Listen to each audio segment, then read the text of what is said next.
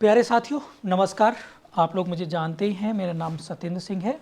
आज से हम लोग UP PCSJ mains GS paper और यूपी एपीओ 2022-23 का जो आप लोगों का आने वाला है उसके लिए जीएस पेपर को लेकर टारगेट करते हुए एक आप लोगों की क्लास स्टार्ट कर रहे हैं। ये जो क्लास है ये पहली और इंट्रो क्लास है। इसमें हम लोग 2-3 टॉपिक भी पढ़ेंगे और उन टॉपिक्स के साथ साथ आप लोगों के साथ हम लोग कुछ जनरल डिस्कशन भी आज की क्लास में इसमें हम लोग जो हैं प्यारे साथियों पढ़ने वाले हैं। यूपी जुडिशरी जीएस पेपर आप लोगों के लिए डिसाइडेड सब्जेक्ट और डिसाइडेड ही पेपर है, इसको आप लोगों को ध्यान में रखना पड़ेगा। इसी तरीके से यूपी एपीओ भी। अब मैं दोनों एग्ज़ाम में बता देता हूँ। यहाँ पर अगर मैं बात करूँ आप लोगों से तो यहाँ पर हम लोग यूपी पीसीएसजे डालेंगे और यहाँ पर यूपी एपीओ डालेंगे। ठीक है, इस दोनों चीज़ों को समझ लेंगे कि क्या बारीकी से किन किन टॉपिक्स को हम लोगों को पढ़ना है और हमारे एग्ज़ाम के पॉइंट ऑफ व्यू से भी दोनों चीज़ें क्यों ज़रूरी हैं, क्यों महत्वपूर्ण है। अगर मैं बात करूं आप लोगों से एज ए लेटेस्ट पैटर्न, तो जीएस पेपर यहाँ पर होता है 200 नंबर का और इस 200 में से लगभग आप लोगों का 130 से 150 का जीएस का पोर्शन आया है और बाकी आप लोगों के जो नए 9 माइनर एक्ट ऐड हुए हैं वो आप लोगों के यहाँ से आप लोगों को 75 मार्क्स का लगभग ये देखने के लिए मिलेगा, 75 से 50 मार्क्स का 9 माइनर एक्ट। इसके साथ साथ यूपी एपीओ जो पेपर है वो पूरा का पूरा 100 मार्क्स का आता है जीएस पेपर में। तो यहाँ तक आप लोगों को ये बात पूरी तरीके से क्लियर होगी प्यारे बच्चों, जो आपके लिए बहुत ज़्यादा ज़रूरी है। ऐसे सभी विद्यार्थी जो जीएस मेंस को लेकर परेशान है या फिर अपने दिमाग में सेपरेशन या सेपरेट नहीं कर पा रहे हैं।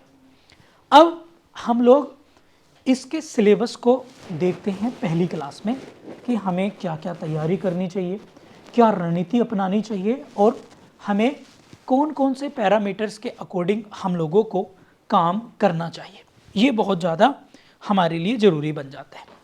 अगर मैं सबसे पहले अभी, क्योंकि अब जो आपका एग्ज़ाम आएगा वो पहले एपीओ आएगा, तो हम आप पहले जो डिस्कस करेंगे वो एपीओ के सिलेबस को हम लोग जो हैं प्यारे साथियों डिस्कस करने जा रहे हैं कि इसमें आप लोगों को किन किन महत्वपूर्ण बातों पर ध्यान देना है।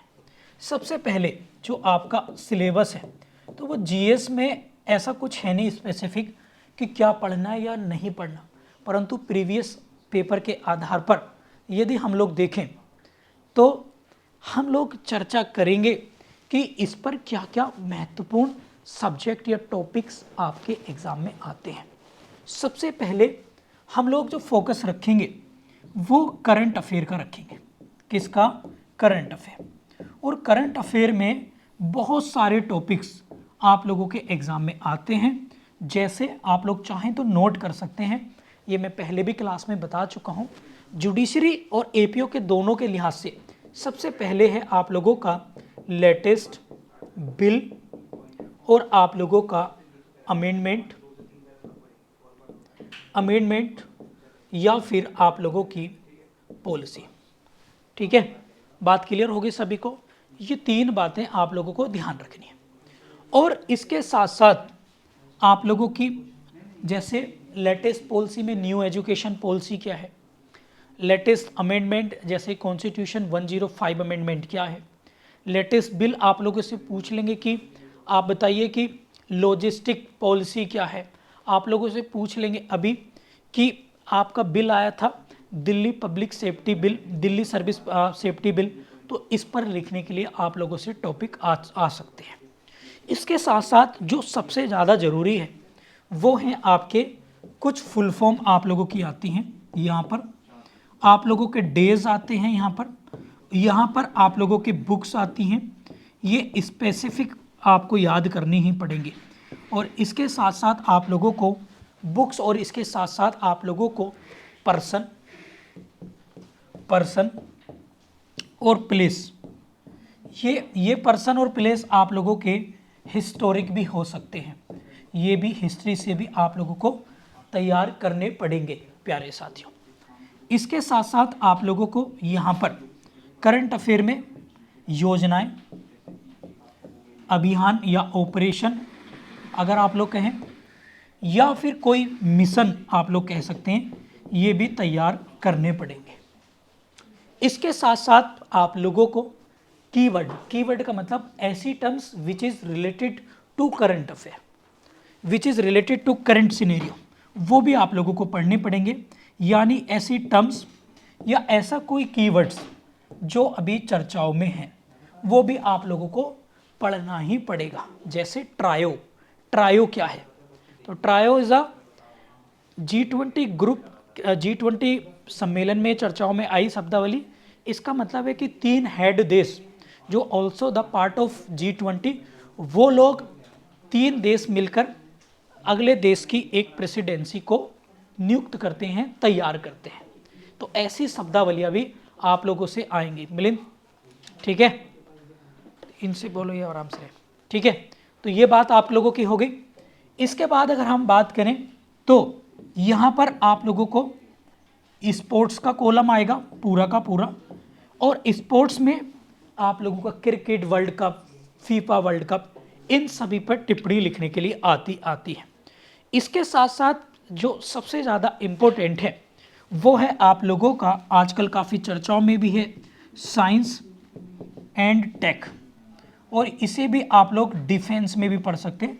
जैसे एग्जाम्पल के तौर पर अगर मैं प्यारे साथियों आप लोगों से बात करूं तो आपके लिए सबसे ज़्यादा ज़रूरी है, और वो है जैसे Chandrayaan 2, what is ISRO, what is PSLV, what is GSLV, और आपका पूछ लेगा कि बेसिक भारत का एटॉमिक पावर अभियान क्या रहे हैं, आपका स्पेस टेक्नोलॉजी क्या है, DRDO क्या है, और डिफेंस एरियाज़ में भारत में अब तक क्या क्या इनोवेशन हो चुके हैं या अपकमिंग मिशन जैसे गगनयान, शुक्रयान या आदित्य L1, इन सब पर आप लोगों को लिखने के लिए आ सकता है। ये हम क्लासेस में आप लोगों को बारीकी से और याद करा के लिखवा के एक फॉर्मेट में आप लोगों को कराएंगे।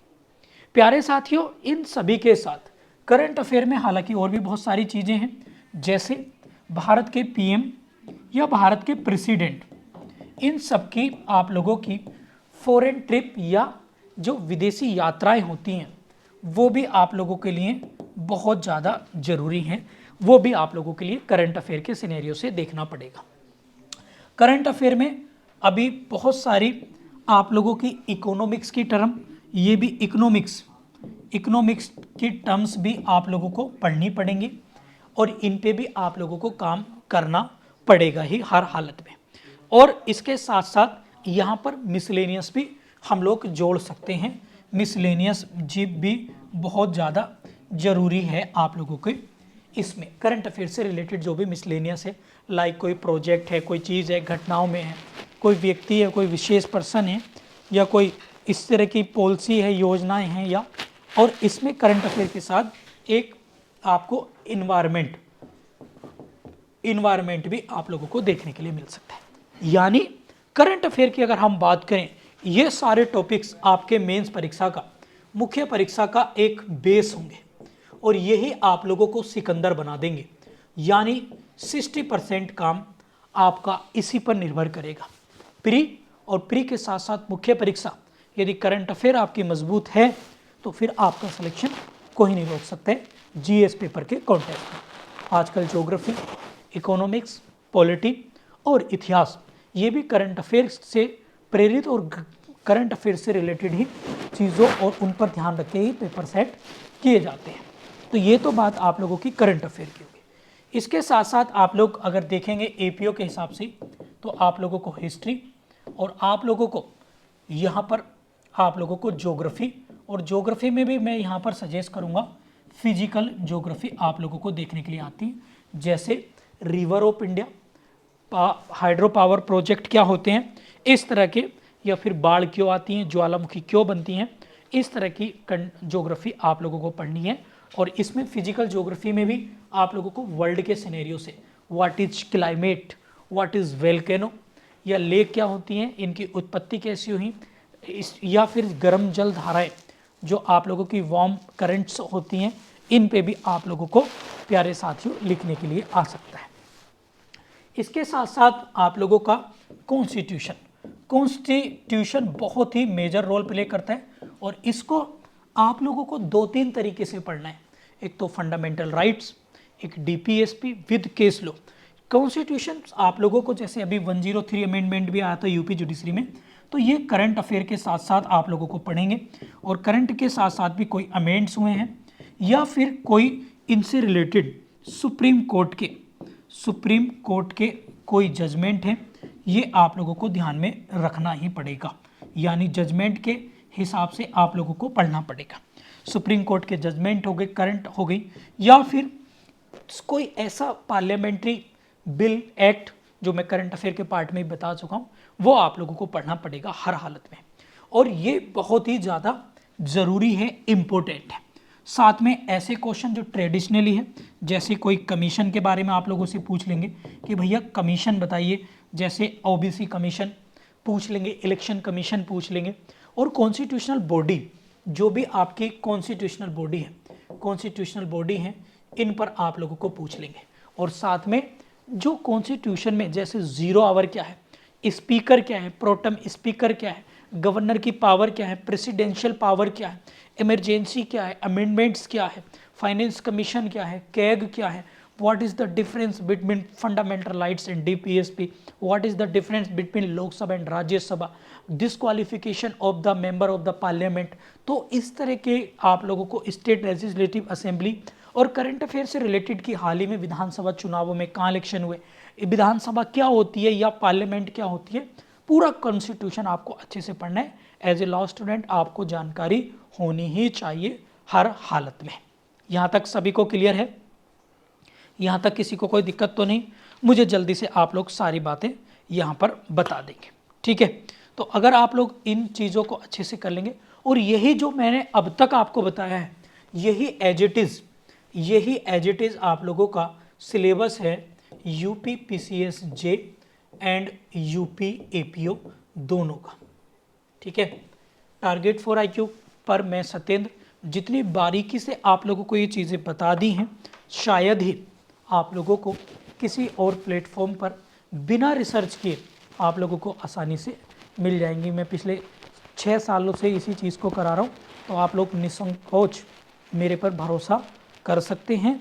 इसमें इस कोर्स में जो आप लोग हैं, मैं इस बैच में मैं क्या क्या आप लोगों को कराने वाला हूँ और क्या क्या हम लोग करने वाले हैं। अभी वैसे इसमें मैं आप लोगों को एक लेके चलूँगा हिस्ट्री की ओर।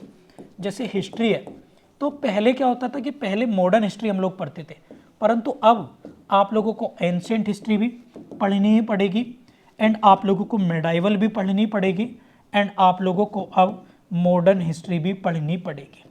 आप लोगों को बहुत बारीकी से एनवायरनमेंट और उससे रिलेटेड जो घटनाएं आप लोगों के लिए हो रही हैं, ये भी बहुत बारीकी से आप लोगों को पढ़नी पड़ेंगी और ज्योग्राफी को भी बहुत बारीकी से पढ़ना पड़ेगा। यानी अब कंक्लूजन ये निकला कि हमें मुख्य तौर से कितने सब्जेक्ट पर कमांड रखनी है एपी और जुडिशरी के कॉन्टेस्ट में, तो वो है number 1 history, number 2 geography, number 3 constitution और नंबर 4 करंट अफेयर।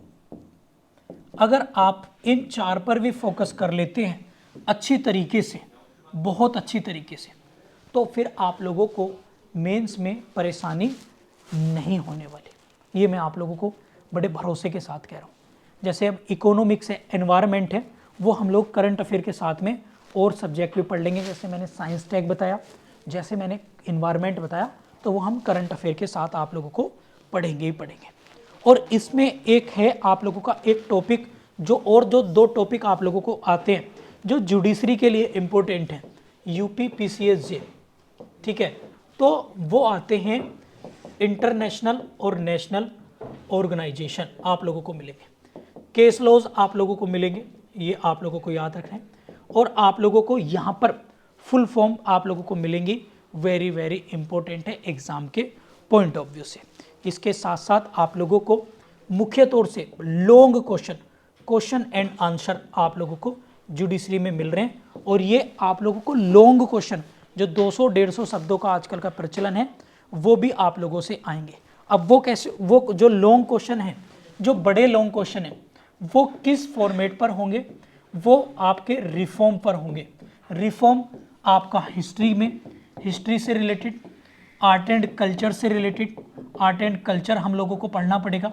एंड हम लोगों को यहाँ पर religious movement, social and religious movement हम लोगों को पढ़ने पड़ेंगे। हम लोगों को लॉन्ग एंड क्वेश्चन आर क्या रिफॉर्म हुए अब तक, जैसे साइंस एंड टेक में क्या रिफॉर्म हुए, वो हम लोगों को बड़े पैमाने पर क्वेश्चन पढ़ेंगे। एनवायरनमेंट को लेकर क्या क्या एक्ट हैं हमारे कंट्री में और क्या क्या उस पर रिफॉर्म हुए हैं। साथ में हमारी एजुकेशन को लेकर, एजुकेशन में क्या क्या रिफॉर्म हुए हैं और खासकर वुमेन को लेकर, ये क्वेश्चन आपसे लॉन्ग कॉन्टेस्ट में बनेंगे। साथ में अगर मैं आप लोगों को बात करूं तो आप लोगों से चर्चित शब्दावली, इकोनॉमिक्स, कॉन्स्टिट्यूशन के लॉन्ग क्वेश्चन भी आप लोगों से बनेंगे, जैसे what is federalism, what is union, what is basic structure theory, या what is rule of law. इस तरह के मेंस के क्वेश्चन भी आप लोगों को प्यारे साथियों देखने के लिए मिलेंगे। और बड़े लॉन्ग क्वेश्चन आप लोगों को यहाँ पर इंटरनेशनल रिलेशन एक टॉपिक आता है जो दोनों एग्जाम में होगा, वो है इंटरनेशनल रिलेशन। ये यूपी जुडिशरी, यूपी एपी और उत्तराखंड में भी आप लोगों के आता है, जैसे रशिया और यूक्रेन वार, भारत नेपाल संबंध, भारत बांग्लादेश संबंध, इन सब पे आप लोगों को संपूर्ण जानकारी के साथ लिखना है। ये सब मैं क्लास में आप लोगों को डेली इसी बैच में समझाऊंगा कि कैसे कैसे आप लोगों को ये लिखना है, ठीक है। यानी हर क्वेश्चन का फॉर्मेट बहुत ज़्यादा जरूरी होता है। प्यारे बच्चों, ये तो था आप लोगों का जुडिशरी और एपीओ का एक मोटा माटी सिलेबस जो आप लोगों को ध्यान में रखना है। आजकल जो ट्रेंड है, आजकल का जो ट्रेंड है, ये भी बता दूं, ये टॉपिक और ये जो लॉन्ग क्वेश्चन आंसर वाला फॉर्मेट है, जिसमें इकोसिस्टम, आपकी इकोलॉजी, आपका environment, science and tech, current affair से लॉन्ग क्वेश्चन वाला प्रचलन बढ़ चुका है, जैसे हमारे पीसीएस और यूपीएससी में पूछा जाता है। तो जो भी मैंने करंट अफेयर की चीज़ें बताई हैं, भले से वो टॉपिक के नाम है, परंतु उन टॉपिक के आप लोगों को ध्यान रखना है, उन टॉपिक के साथ साथ उसमें सबसे ज़्यादा ज़रूरी है कि उनको बड़े पैमाने पर लिखा जाए और एक्सरसाइज आप लोगों की जाए, ठीक है। यहाँ तक किसी को कोई पूछना तो नहीं है, तो मुझे आप लोग कमेंट बॉक्स में बता सकते हैं अगर यहाँ तक आप लोगों को किसी को कुछ भी पूछना है। अब मैं बात करता हूँ आगे कि मुख्य परीक्षा के लिखते समय आपको किन किन बातों का ध्यान रखना है। हालांकि जर्नली बच्चे जो मुझसे क्वेश्चन पूछते हैं, सबका जो एक ही क्वेश्चन है, जो कॉमन क्वेश्चन है निशान जी, वो क्या है, अगर मैं बात करूं आप लोगों का सभी का, कि how to write in a mains exam, कि लिखें कैसे। ना पहला जो क्वेश्चन है वो यही तो आएगा ना, कि लिखें कैसे, यही तो आएगा। मान लीजिएगा आप फ्रेशर हैं तो लिखें कैसे, यही तो क्वेश्चन है सबका, कि वाउट अबाउट मेंस एग्जाम, कि हाउ टू राइट, कि मेंस एग्जाम में एग्जीक्यूट कैसे करें, क्योंकि हम तो प्रीलिम्स पढ़ रहे हैं साहब, हम तो एमसीक्यू पढ़ रहे हैं, हमसे तो फॉर्मेटिंग हो नहीं पा रही है। इसके लिए सबसे ज़्यादा जरूरी है, आप में से बहुत सारे लोग अभी फ्रेशर होंगे, आप में से बहुत सारे लोग कई मेंस दे चुके होंगे, नॉलेज बहुत है, परंतु चीज़ों को एग्जीक्यूट नहीं कर पा रहे हैं, और उसके पीछे का जो लॉजिक है, सीधा सा लॉजिक, वो दो बातें हो सकती हैं। नंबर एक, जिसकी वजह से आप नहीं कर पा रहे हैं। पहली बात मैं उन लोगों के लिए कहूँगा जो बार बार मेंस लिख रहे हैं परंतु मेंस नहीं निकल रहा है उनका, तो उनके लिए क्या है कि उनकी दो मिस्टेक हो सकती हैं, आप लोगों की दो मिस्टेक हो सकती हैं मेरे हिसाब से। पहला, कि वास्तव में पूछा क्या गया है, बताया क्या गया, उसके अलावा उन्होंने लिख दिया, यानी फॉर्मेटिंग, पूरी तरीके से फॉर्मेटिंग पे आप लोगों को काम करना पड़ेगा। और दूसरा है answer writing practice, answer writing practice.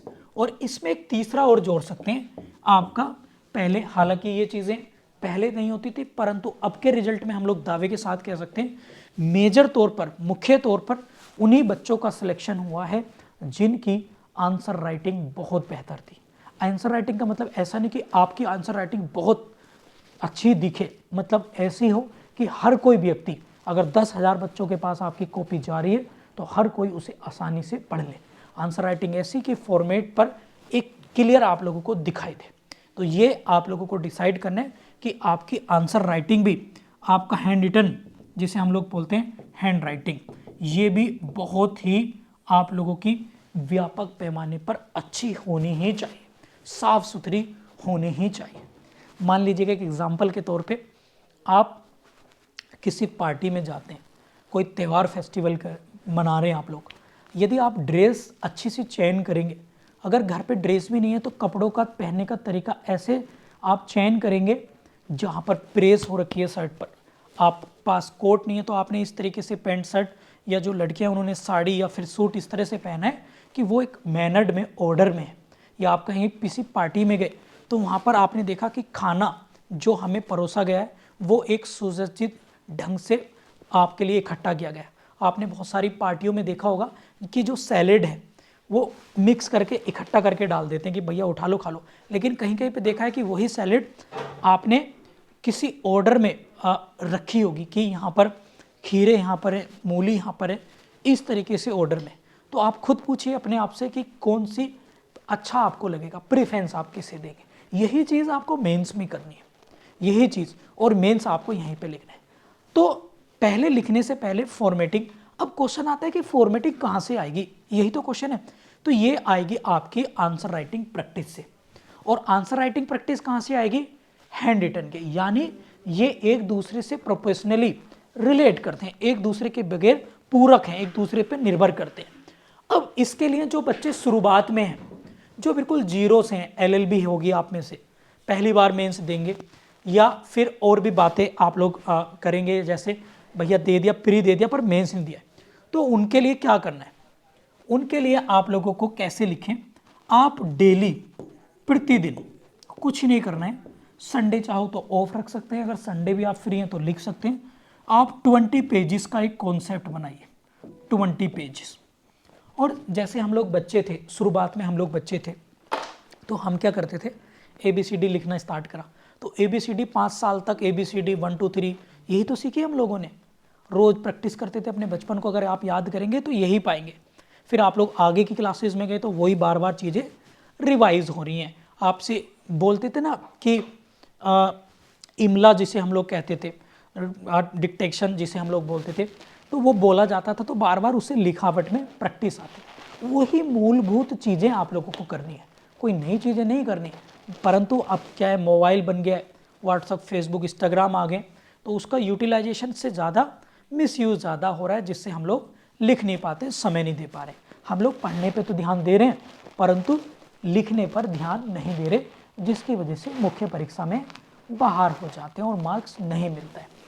मैं तो बल्कि ये कहूँगा आप लोगों से कि आप मेरी बात मानिए, आप लिखने पे ज़्यादा फोकस करिए, राइटिंग पे कोशिश करिए, तो ना तो आपका प्रीलिम्स रुकेगा कभी और ना आपका मेंस रुकेगा। क्योंकि हम लोग क्या करते हैं, पढ़ते हैं और पढ़ तो सभी रहे हैं, बात ये है कि लिख कौन रहा है। क्योंकि आजकल सब बिजी हैं, हमारे पास फ़ोन है तो WhatsApp phone, video calls, WhatsApp call, message, group join कर रखे हैं, तो लिखने का समय ही नहीं मिल पाता है। जबकि हकीकत ये है कि जितना हम लोग लिखेंगे हम बहुत आगे पहुंच जाएंगे। तो डेली, हालांकि UPSC में 40 पेज की बात है, मैं तो शुरुआत में आप लोगों से कह रहा हूँ कि आज से ही 20 पेज डेली लिख लीजिएगा, फिर आप लोग सिलेक्शन ले लेंगे प्रभु, ये मैं आपको गारंटी दे रहा हूँ, डेली। अब क्वेश्चन है कि सर लिखें क्या, यही तो क्वेश्चन आ रहा होगा आपके दिमाग में। तो 20 पेज आपको रिलीव कर देता हूँ।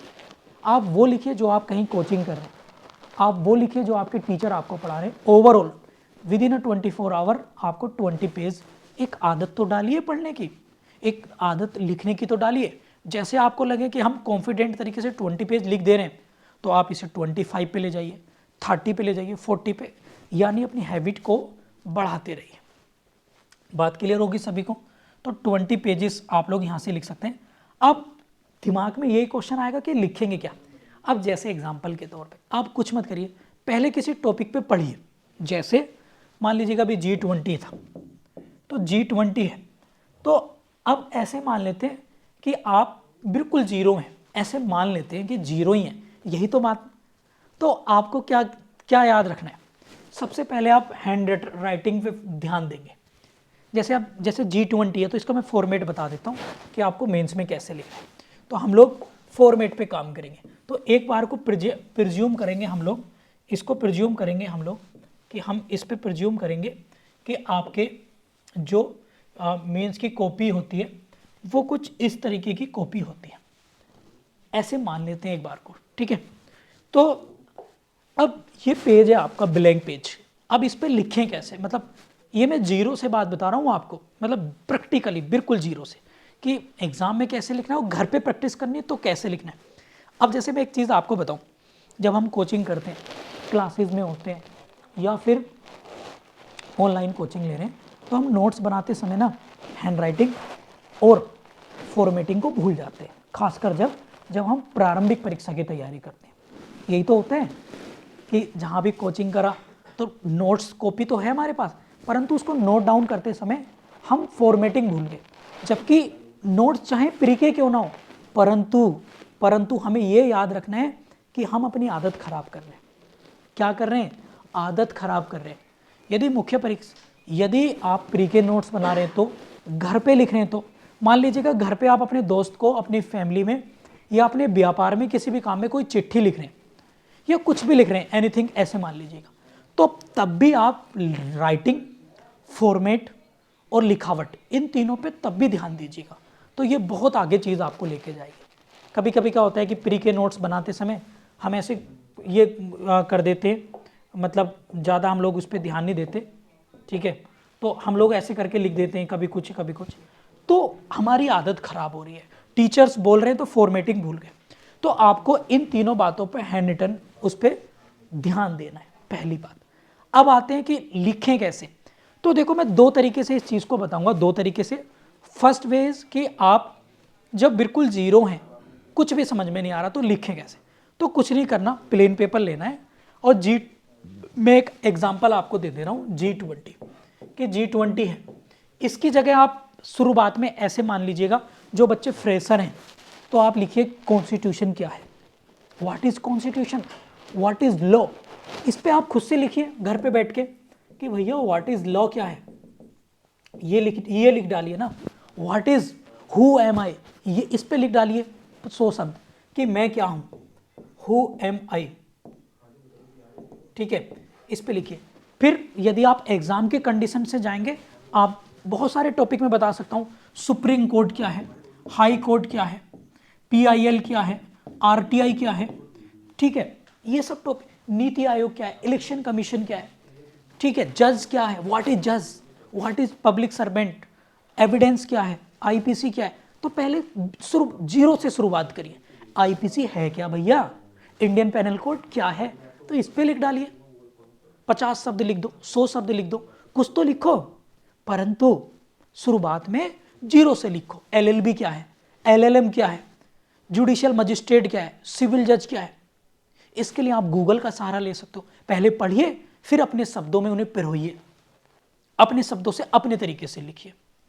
तो जब आप शुरू के 15 दिन भी ये काम कॉमन शब्द कर लेंगे, जैसे संसद क्या है, पार्लियामेंट क्या है, ये तो प्रधानमंत्री की पावर क्या होती है, तो ये सब चीज़ें आप बेसिक, और ये सब चीज़ें कहाँ से आएंगी आपके दिमाग में, न्यूज़पेपर से।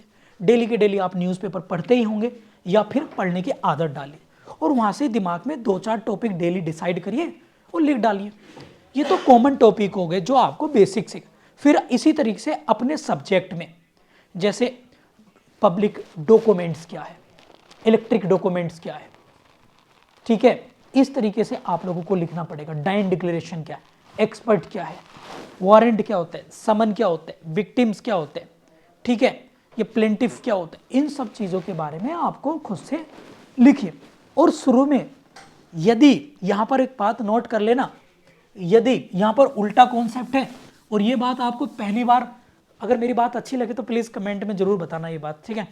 अगर यहाँ पर सुन लेना, यहाँ पर अगर पहली बार में आपसे गलती हो रही है,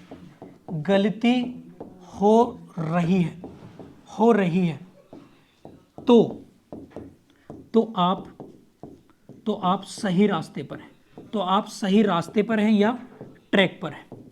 बस मेंस का भैया ये फार्मूला है। मेंस जब आप घर पर प्रैक्टिस कर रहे हैं और आप गलती कर रहे हैं और उस गलती को दोबारा जब आपने रीचेक किया तब आपको गलती वो मिली, तो इसका मतलब पूरी तरीके से ये है कि आप सही ट्रैक पर हैं। यानी होपलेस नहीं होना है, मोरल डाउन नहीं करना है, घबराना नहीं है। मीन्स मजबूती है, अभी तो कच्चा मकान है, अगर गलती कहीं से पता लग भी गई तो दोबारा बन जाएगा, मकान पक्का थोड़ी है अभी। बात क्लियर होगी सभी को? तो ये चीज़ें आप लोगों को ध्यान रखनी है और इसके लिए बेसिक चीज़ें रोज़ डेली 2-3 चीज़ें लिखनी स्टार्ट कर दीजिएगा। 20 पेज का टारगेट मैंने आपको बताया है। लिखते समय किस चीज़ का ध्यान रखना है? हैंड राइटिंग का, जो मैं यहाँ पर आपको बता चुका हूँ कि लिखते समय आप लोगों को hand writing, answer writing practice तो आप करेंगे, और फॉर्मेटिंग का। फॉर्मेटिंग में आप लोगों को एक बेसिक फॉर्मेट आपको बता देता हूँ। बेसिक फॉर्मेट जो बेसिक है, मतलब ये आपको 100% चाहे क्वेश्चन का पेपर का कैसा ही आए, परंतु ये याद रखना है। यानी जो आपकी लाइनें हैं ये आपको बहुत आगे लेके जाएगा। जो आपकी लाइनें हैं ये आपकी इक्वल होनी चाहिए।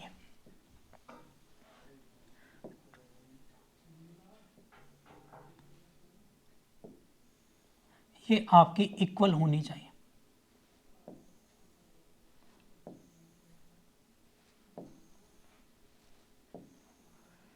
ठीक है, और प्रत्येक 2-3 लाइन के बाद आपको पैराग्राफ भी चेंज करना है। एक तो ये याद रखना है, यानी पैराग्राफ चेंज करना है और ये लाइनें इक्वल होनी चाहिए। बिल्कुल इक्वल का मतलब है यहाँ साइड से भी बराबर में और यहाँ से भी बराबर में, ये बिल्कुल इक्वल होनी चाहिए। इनके बीच का जो गैप है ये वाला, ये वाला, ये वाला, ये वाला, ये भी इक्वल होना चाहिए। और इस पर आप, बहुत से बच्चे इस पर गौर ही नहीं देते, बहुत सारे लोग इस पर क्या करते हैं, ध्यान ही नहीं देते। तो ये आप लोगों को ध्यान में रखना ही पड़ेगा हर हालत में। ठीक है, ये आप लोगों को ध्यान में रखना है। और इसके साथ साथ मेंस राइटिंग करते समय आप लोगों को ध्यान रखना चाहिए कि कोई कटिंग ना हो। कटिंग मतलब जो आप एक्स्ट्रा ओवर राइटिंग या कटिंग ना हो, ये भी आप लोगों को याद रखना है। यानी कोई कटिंग ना हो आप लोगों की और कोई ओवर राइटिंग ना हो। ठीक है, ये आप लोगों को ध्यान रखना है, ये अलाउ नहीं करनी है। शुरुआत में आप लोगों को इस तरीके बेसिक चीज़ें हैं बिल्कुल, एंड सुंदर सुंदर लिखने की कोशिश करनी है। जब सुंदर आप खुद लिखेंगे तो आपको खुश होगा। अब जैसे एग्जाम्पल के तौर पे मान लेते हैं, बड़ी प्रैक्टिकली मान लीजिएगा कोई दो लोग हैं, एक लड़की है, उसमें एक लड़का है, दोनों ने बहुत अच्छी ड्रेस पहनी है, ऐसे मान लेते हैं। और 2 लड़के और हैं, एक लड़की उन्होंने बहुत गंदे कपड़े पहने। तो आप प्रीफरेंस किसे देंगे? आपको कौन अच्छा लगेगा? जिन्होंने बहुत अच्छे तरीके से मैनर्ड एक अच्छी सी ड्रेस पहन के आप लोगों के सामने आए हैं। तो यही चीज़ एग्जाम में करने की, एग्जामिनर के सामने जब आप लोगों की कॉपी जाएगी एग्जामिनर के सामने, तो एग्जामिनर किस कॉपी को देखकर उसके मानसिक, जो उसका मानसिक सिनेरियो है, मेंटली सिनेरियो, उसका दिमाग की प्रिजम्पशन, दिमाग का सोचने समझने का तरीका, किस कॉपी को देखकर वो खुश होगा, किस कॉपी को देखकर वो नाराज होगा, ये आप लोगों को ध्यान में रखना है। ठीक है, तो ये सब चीज़ें आपको निर्भर करेगी। और मेंस में आप लोगों को डायाग्राम आपको ध्यान में रखने हैं। डायाग्राम ये बहुत ज़्यादा ज़रूरी है, यानी कोई फिगर वगैरह बना रहे हो और आपको कोशिश करनी है कि करंट अफेयर से क्वेश्चंस को आप लोगों को रिलेट करना है। ये भी आप लोगों के लिए बहुत ज़्यादा ज़रूरी है। यहाँ तक किसी को कोई दिक्कत तो नहीं? तो मुझे आप लोग जो हैं बता सकते हैं प्यारे साथियों। तो ये था आप लोगों का UP judiciary GS paper mains, UP APO mains के कुछ एक्सपेक्टेड टॉपिक्स और इनसे संबंधित चीज़ें जो मैंने आप लोगों के मुख्य परीक्षा में आपके सहायक होंगे। यदि कोई क्वेरी है तो आप लोग इस नंबर पर व्हाट्सएप या कॉल करके पूछ सकते हैं। आप लोगों की डेली क्लासेस स्टार्ट मैंने कर दी हैं, आप इसे ज्वाइन कर सकते हैं। अभी 3 दिन के लिए तो बेसिक क्लास चलेंगी और ये 12:10 PM से डेली मैं आप लोगों की लाइव क्लासेस लेने वाला हूँ 12:10 से। ये आप लोग ज्वाइन कर सकते हैं। यूपी पीसीएस जे के लिए या यूपी एपीओ केवल जीएस पेपर मेंस होगा, इसमें 9 माइनर एक्ट इंक्लूड नहीं है, ये भी आप लोग ध्यान रखेंगे। ठीक है, तो मुझे बताइएगा और इससे मुझे उम्मीद है कि बहुत सारी चीज़ें आपको सीखने के लिए मिलेंगी। अब मैं आप लोगों को टॉपिक लिखाना स्टार्ट करता हूँ कि किस तरीके से हम लोगों को टॉपिक लिखना है निशान जी। ठीक है, तो चलिए एक टॉपिक कर लेते हैं हम लोग, और बहुत ज़्यादा ज़रूरी है, और वो है आप लोगों का G20। इसको हम लोग देखेंगे।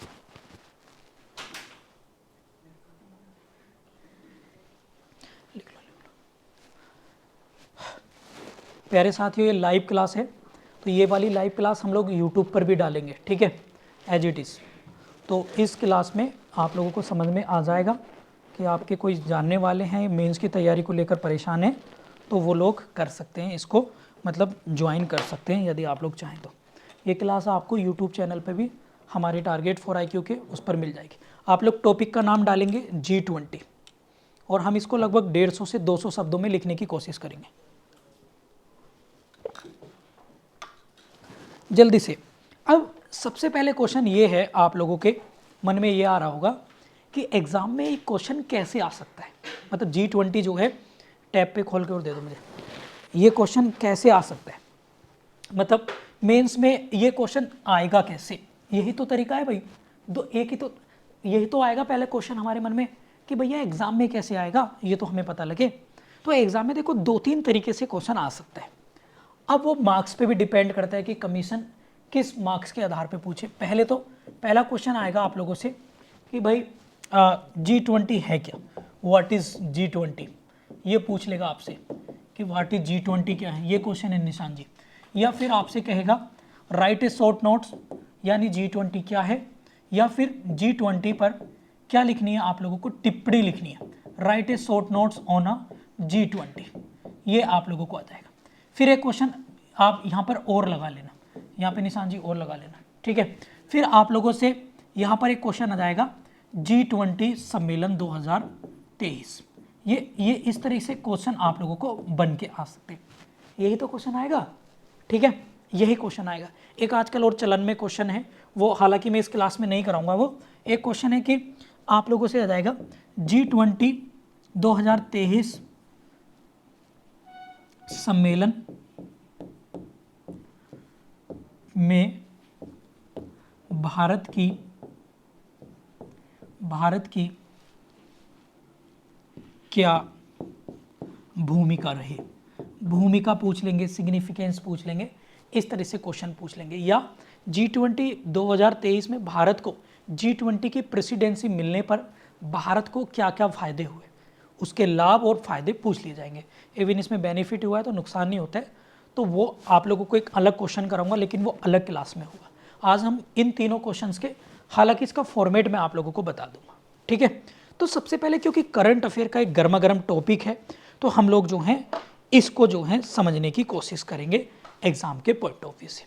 तो सबसे पहले इसके हिस्ट्री को हम लोग जानेंगे, और मेरे साथ देखो क्लास में आप लोग लिखेंगे भी, मतलब मैं अपनी मुख्य परीक्षाओं की क्लास में इसको लिखाता हूँ। और प्यारे साथियों, ये नोट्स भी आप लोगों को मिलेंगे।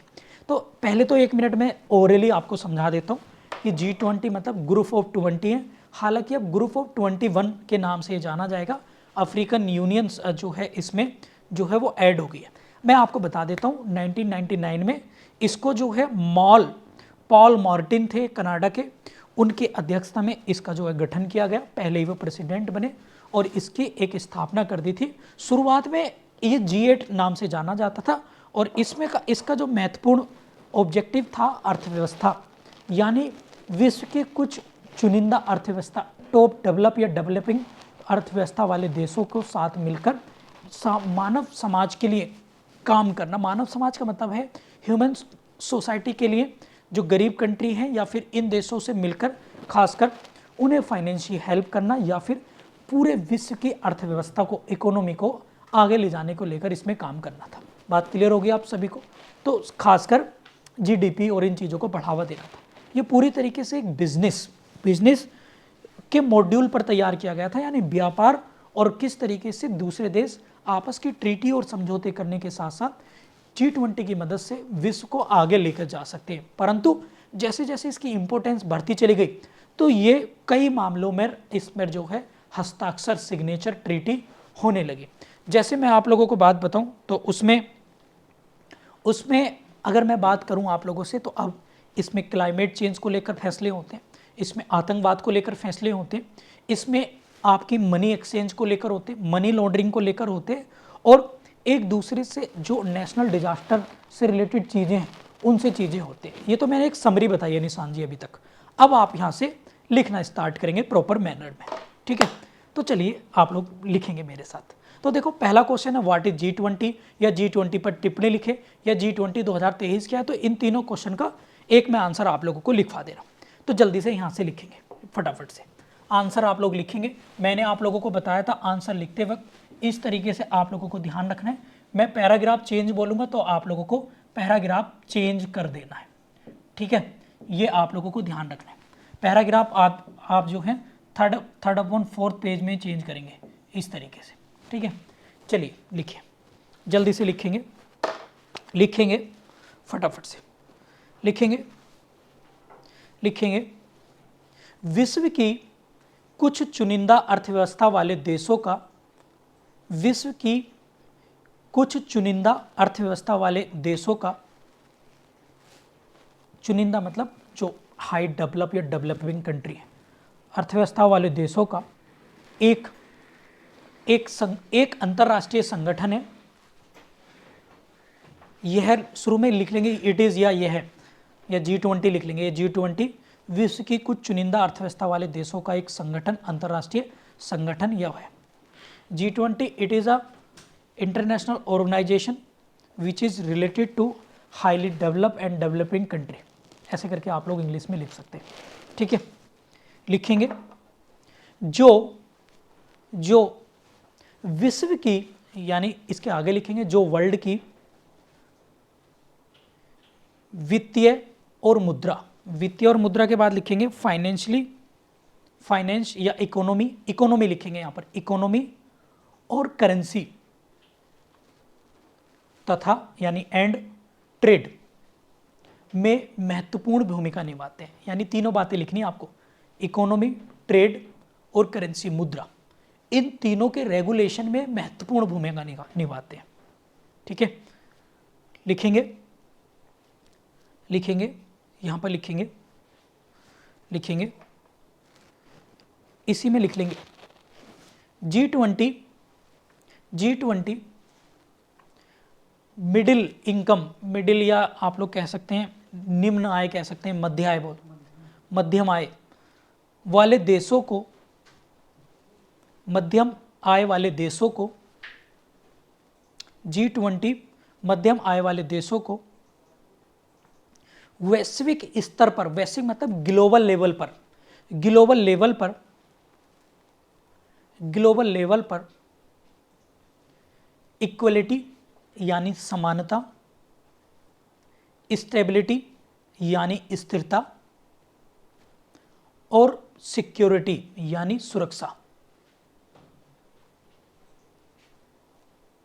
प्रदान करने की महत्वपूर्ण भूमिका निभाता है। ये तो हो गया इसका इंट्रो, ठीक है। अब पैराग्राफ चेंज कर देंगे सारे बच्चे जल्दी से। लैंग्वेज को अगर आपको लेकर है तो सेंटेंस मेकिंग और अच्छे से फ्रेम भी आप लोग कर सकते हैं। फिर पैराग्राफ चेंज करेंगे, लिखेंगे जल्दी से लिखेंगे G20 समूह की स्थापना 1999 में की गई, और 1999 में की गई। शुरुआत में इसमें 8 देश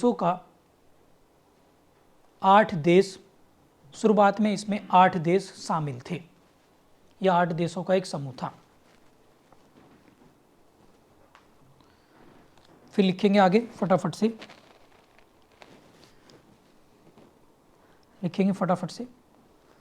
लिखेंगे बाद में, क्योंकि ज़्यादा बड़ा भी लिखना है, बाद में इंटरनेशनल, अंतर्राष्ट्रीय वर्ल्ड बैंक, IMF और यूरोपियन यूनियन एवं भारत सहित अन्य ऑर्गेनाइजेशन के साथ इसमें 20 19 देश, एक प्लस यूरोपियन यूनियन एवं अन्य संगठन शामिल किए गए। मतलब शुरू में 8 थे, बाद में IMF, वर्ल्ड बैंक और इस तरह के ऑर्गेनाइजेशन शामिल कर लिए, और एक यूरोपियन यूनियन में पढ़ने वाली कंट्री हैं उनको शामिल कर लिया, यूरोपियन यूनियन को, सॉरी। ठीक है, ये आप लोग ध्यान रखेंगे, लिखेंगे। लिख लिया आप यहाँ तक निशान जी? चलिए अब यहाँ पर लिखेंगे, लिखेंगे फटाफट से। यहाँ पर हो गया। अब हेडिंग डालेंगे प्यारे बच्चों, यहाँ पर एक हेडिंग डालेंगे G20 के उद्देश्य। जल्दी से, G20 के उद्देश्य।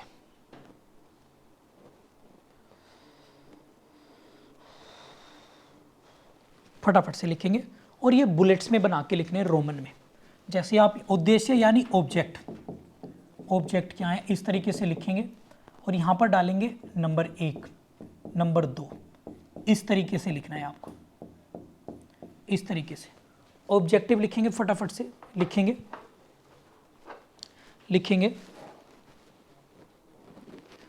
फटाफट से लिखेंगे।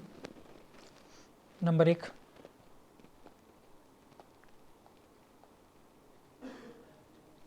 लिखेंगे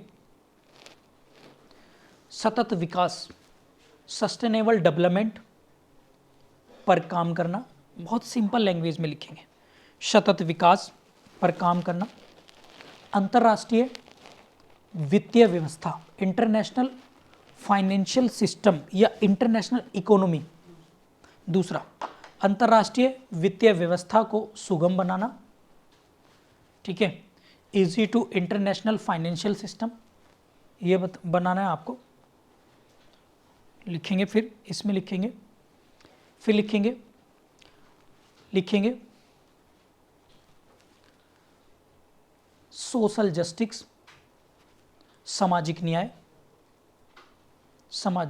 सोशल जस्टिस। तीसरे नंबर पर सोशल जस्टिस एवं महिला सशक्तिकरण, वुमेन एम्पावरमेंट को लेकर काम करना। फिर लिखेंगे, ये तो मैं कॉमन ऑब्जेक्टिव बता रहा हूँ आपको, कॉमन 2023 में जो हुआ है ये अलग हुए हैं जो अभी दिल्ली में हुए। हर समिट्स के ऑब्जेक्टिव बदल जाते हैं। ओवरऑल G20 का ऑब्जेक्टिव क्या है उस पर बात करें। फिर ये लिखेंगे एजुकेशन, शिक्षा और टेक्नोलॉजी दोनों एक साथ लिखेंगे, को बढ़ावा देना। आतंकवाद के खिलाफ, आतंकवाद को रोकना, टू प्रोहिबिशन टेररिज्म। ठीक है, ये लिखना। और साथ में आप लोग चाहो तो ये चीज़ें आप कॉमन सेंस से भी लिख सकते हो यार, जैसे science, space science, technology, innovative, नए नए नवाचारों को बढ़ावा देना। और एक लास्ट में लाइन जरूर लिख देना, आपसी सहयोग, इसको क्या बोलेंगे? Mutual collaboration, to promote mutual collaboration या म्यूचुअल कोऑपरेशन, आपसी भागीदारी, आपसी समझदारी। बस ये इसके ऑब्जेक्टिव हो गए। लिख लिया आप लोगों ने? यहाँ तक किसी को कोई दिक्कत तो नहीं आ रही? इसी तरीके की क्लासेस हम लोग प्यारे साथियों डेली करेंगे। क्लियर हो गया बात? अब जैसे ऐसे मान लेते हैं कि चलो मुख्य परीक्षा में आप लोग भूल जाते हैं, ये भी हो सकता है कि वो इसके ऑब्जेक्टिव क्या बताए थे सर ने, ये भी तो हो सकता है ना। तो देखो जैसे कोई ऑर्गेनाइजेशन बना तो इसके ऑब्जेक्टिव यही होगा ना, ह्यूमन वेलफेयर के लिए बनेंगे। तो आपको याद नहीं आ रहे ना, आप सीधा डाल देना, अर्थव्यवस्था को बढ़ावा देना, आतंकवाद को ख़त्म करना, एजुकेशन को बढ़ाना, एक दूसरे का सहयोग करना। यही तो कॉमन सी बात है यार। तो ये चीज़ें आप लॉजिक लगा के भी लिख सकते हो जब आपको पर्टिकुलर वर्ड याद नहीं आ रहे। जैसे मान लीजिएगा दिल्ली, अभी ये दिल्ली डिक्लेरेशन हुआ है या अभी दिल्ली में G20 समिट हुई है, परंतु उस समिट के ऑब्जेक्टिव आपको याद नहीं आ रहे, तो आप इन ऑब्जेक्टिव को डाल के भी काम चला सकते हैं, तब भी मार्क्स आपके नहीं कटेंगे। मतलब कुछ ऐसा लिखने से तो आप बच ही गए जो बिल्कुल ऊटपटांग था। इसे लिखेंगे तो एग्जामिनर मार्क्स देने की संभावनाएं बढ़ जाएंगी आपको। यही मैं मेंस में लिखना सिखाऊंगा आप लोगों को, यही तो बताऊंगा कि कब अगर पेपर नहीं भी आ रहा है तो किस तरीके से क्वेश्चंस को अपने तरीके से आंसर करना है। चलिए आगे डालेंगे, फटाफट से लिखेंगे इसमें। अब लिखेंगे आगे, लिखेंगे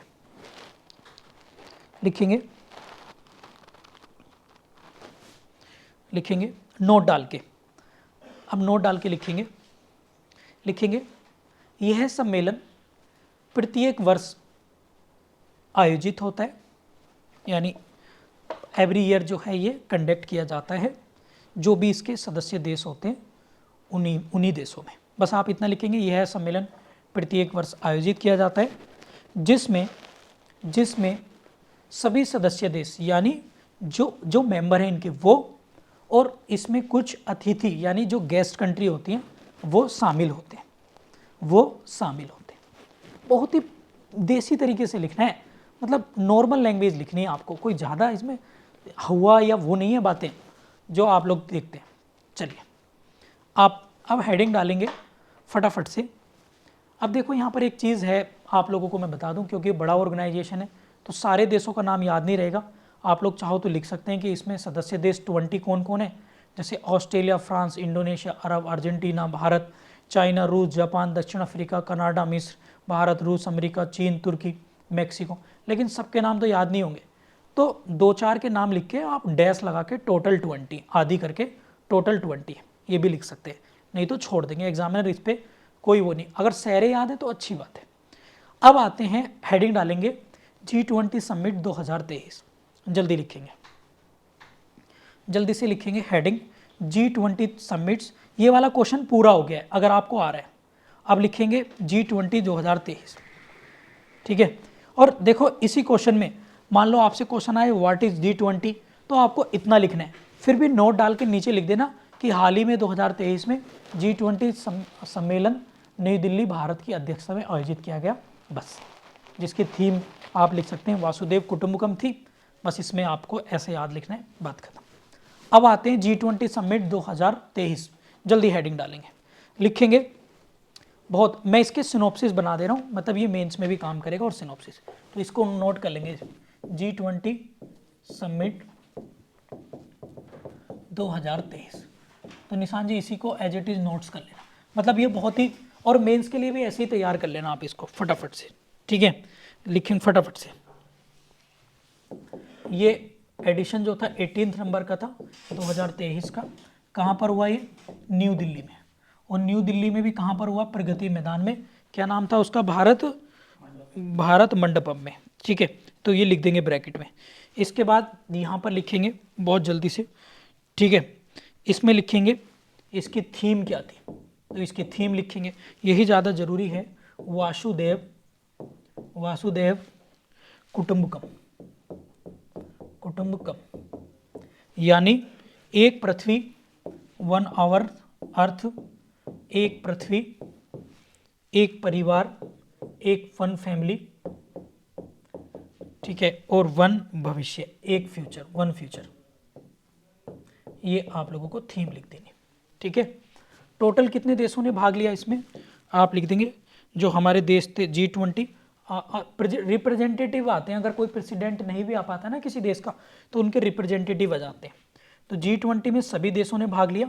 और यहाँ पर गेस्ट, जो गेस्ट कंट्री बोलेंगे ना इनको, गेस्ट कंट्री, तो गेस्ट कंट्री आप लोग लिख लेंगे फटाफट से कौन कौन है। इनके नाम जरूरी याद करने, क्योंकि प्रीलिम्स में भी काम देंगे। बांग्लादेश है, भारत ने, और गेस्ट कंट्री बुलाने का राइट्स केवल और केवल 2 आदमियों के पास होते हैं। एक गेस्ट जो क्या बोलते हैं, जो होस्ट कंट्री है, बस उसी को होता है, 2 को नहीं, केवल होस्ट कंट्री को, यानी भारत के पास ही था, ठीक है। तो इसमें लिखेंगे बांग्लादेश, मॉरिशस लिखेंगे फटाफट से, मिस्र लिखेंगे, मिस्र यानी इजिप्ट, ठीक है। नीदरलैंड लिखेंगे, नीदरलैंड, ठीक है, नीदरलैंड लिखेंगे, ठीक है। नाइजीरिया, ठीक है। ओमान लिखेंगे, स्पेन, सिंगापुर, और आपका यूएई। ये जो कंट्री थी आपकी 1 2 3 4 5 6 7 8, ये जो कंट्री थी आप लोगों की, ये सारी की सारी क्या हैं, आप लोगों की बुलाई गई थी। और एक नवी सिंगापुर। टोटल कितनी कंट्री थी, 9 कंट्रियों को यहाँ पर एज ए स्पेशल गेस्ट के रूप में प्यारे साथियों बुलाया गया था। अब चर्चाएं कर लेते हैं कि भाई यहाँ पर किन किन मामलों पर चर्चा की गई है, बस इससे ज़्यादा और कुछ यहाँ पर ध्यान नहीं रखना है। तो अब लिखेंगे जल्दी से, फटाफट से लिखेंगे, इसमें हेडिंग डालेंगे G20 समिट 2023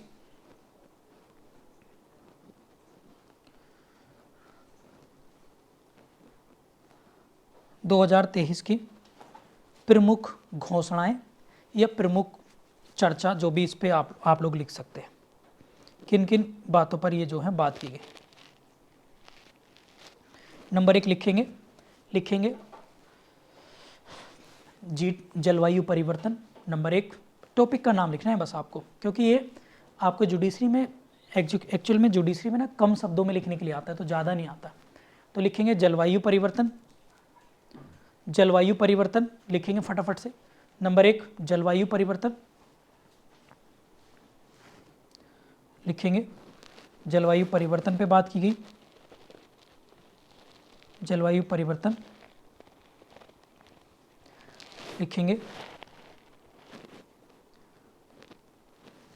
लिखेंगे बाली paragraph, Bali the capital of Indonesia, अब तो खैर न्यूज़ अंतारा हो गई, बाली डिक्लेरेशन था, उसी को मानने के लिए उसको अप्रूवल किया गया है, तो ये भी लिख लेंगे आप लोग, ठीक है, ये लिख लेंगे।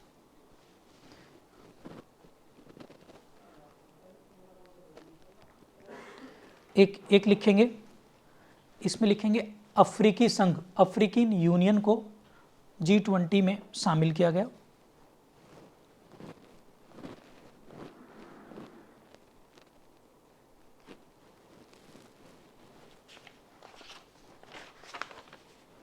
लिख लिया आप लोगों ने,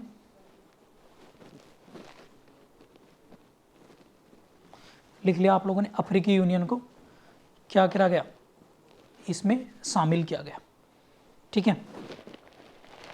एंड लिख लेंगे food safety, food security, 4 point हो गए आपको। फूड सिक्योरिटी को लेकर बात की गई, खासकर ऐसे देशों को लेकर जहां पर अनाज की उपलब्धता कम है या खाना वेस्ट होता है।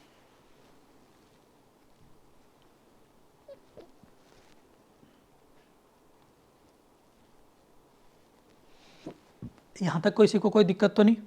जल्दी से मुझे बता दीजिएगा फटाफट से, ठीक है। और लास्ट में आप लोग लिख सकते हैं वही कोऑपरेशन, यानी आपसी सहयोग, भागीदारी।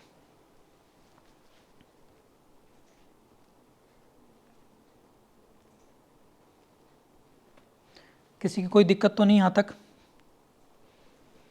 तो ये था आप लोगों का, हालांकि इसमें बहुत सारी चीज़ें जोड़ सकते हैं, सस्टेनेबल डेवलपमेंट और इंक्लूसिव ग्रोथ, जीडीपी, ये सब एवरीथिंग, बहुत सारी चीज़ें लिख सकते हो।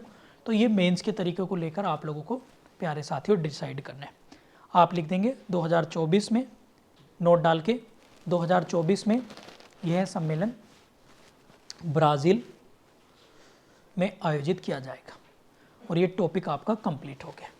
अब इस पे ये भारत पर इसके क्या इम्पैक्ट पड़े, इस पर क्या पड़े, तो लिख के मैं आप लोगों के ग्रुप में हम लोग डालेंगे और अगले दिन क्लास में इसको कराएंगे। और मुझे उम्मीद है कि आप लोगों को क्लास ज़रूर पसंद आई होगी।